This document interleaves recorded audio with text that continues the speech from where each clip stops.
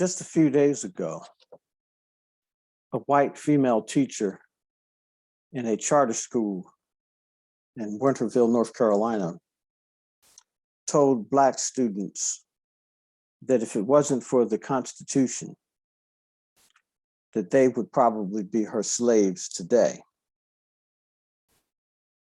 This type of thing is going on all across the country, with white teachers making statements to Black students that are derogatory, that are belittling, and that are destructive. And at the same time this is going on, there is a movement that has risen up as an attack on what's called critical race theory. It started out with a conservative activist, Christopher Ruffo, from the Manhattan Institute, a conservative group, that appeared on the Tucker Carlson show on Fox News and made a false connection or false equivalency between Karl Marx critical theory and the concept of critical race theory developed by Professor Derek Bell from Harvard University in the early 1980s, which later Professor Crenshaw developed a conference called Critical Race Theory. And critical race theory is just a framework, an analysis of race in America in terms of how race impacts the institutions of our society.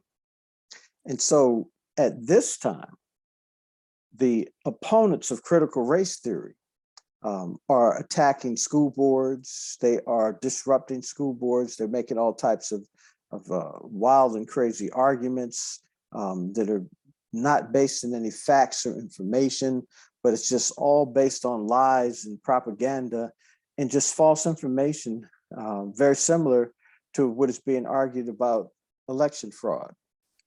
And so it's just a spirit of evil that is permeating the country, that's gone all across the country.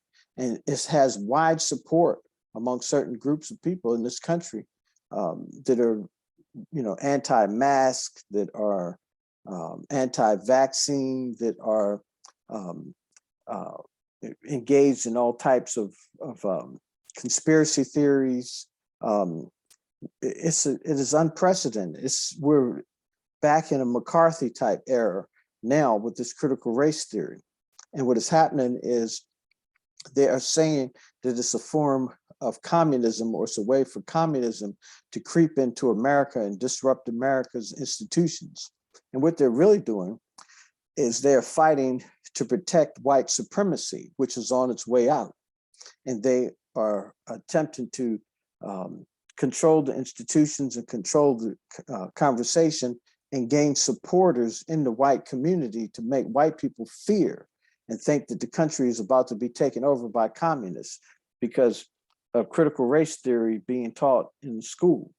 Let's look at it for what it is. What they're doing is they're passing laws banning critical race theory, but what they're saying is that they want patriotic education like was presented under Donald Trump's 1776 commission. And so, for example, they want to teach that George Washington and Thomas Jefferson played critical roles in the development of the United States Constitution, and they were great patriots. And they said that all men are created equal in the Declaration of Independence. But they don't want teachers in schools to teach that George Washington and Thomas Jefferson were slaveholders. They don't want you to know the facts and information and to be able to discuss these and understand the contradictions that took place historically, and so that we can make our own decisions, so that we can understand the contradictions in human nature. So they want us to be miseducated. And for example, again, They want us to talk about the Civil War and say that the Civil War was fought over states' rights, but they don't want to point out the fact that the state right that they were arguing for was the right to keep Black people in slavery. And so this is where we are. We are at a critical time in history, and it is important for each and every one of us to learn our history and understand what has happened to Black people, not only in this country, but worldwide, and to talk about it, to share it, to share it with others so that we all learn and that we can all grow. Because that's the only way things are going to change. Because there are white people who they are offended by the things that have taken place, and they don't embrace it and they don't support it. There are many people who look forward to a multicultural society, a society where we're all treated equal, that we all are fair to each other, and that we live in harmony and peace, and not a society where one group feels that they can rule over the other, that they can run roughshod over Black people and minorities, and that they can mistreat them. And we're moving to a time when that type of mentality is on its way out, and it's dying.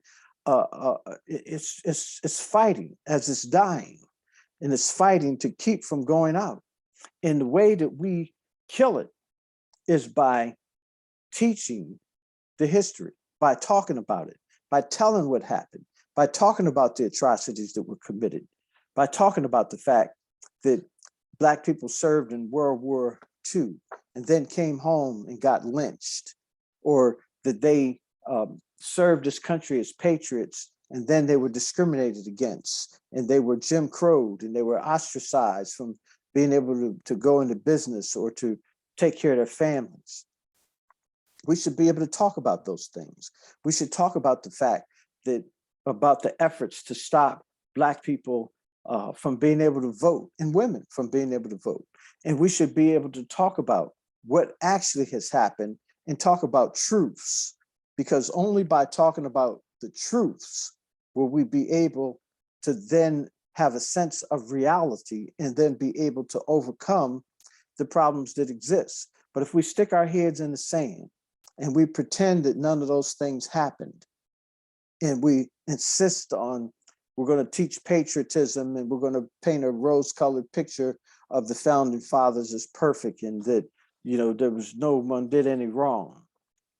If we're going to live in that type of a world, we're headed for major trouble and a major confrontation. And I think that it's important for us to begin to understand what is going on, because it is becoming increasingly widespread. And there's still the efforts to just drive a wedge between the population by making, you know, the Republicans and the Democrats, and making a wide divide, and to create a civil war. And this is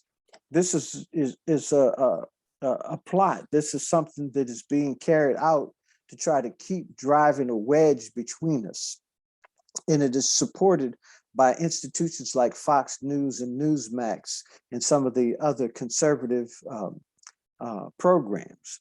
And we need to become conscious of what's going on and understand what type of ramifications it ultimately has for American society, because it will, in fact, destroy American society. And so there are many people who are pushing it, who are urging it, who are happy to see it, because they feel like this is white people destroying themselves, and this is America destroying itself, and that this is what they deserve because of the evil that they've committed to Black people in America and to other people of color. And so I think the reality is that we need to recognize that, like Martin Luther King said, that our destiny is tied up with the destiny of America. And we live here, and we have to be conscious of what's going on and be prepared to protect ourselves. And because these people, they're out of their minds, and they're subject to possibly do anything. So we have to be prepared for that, because that's where we are at this time.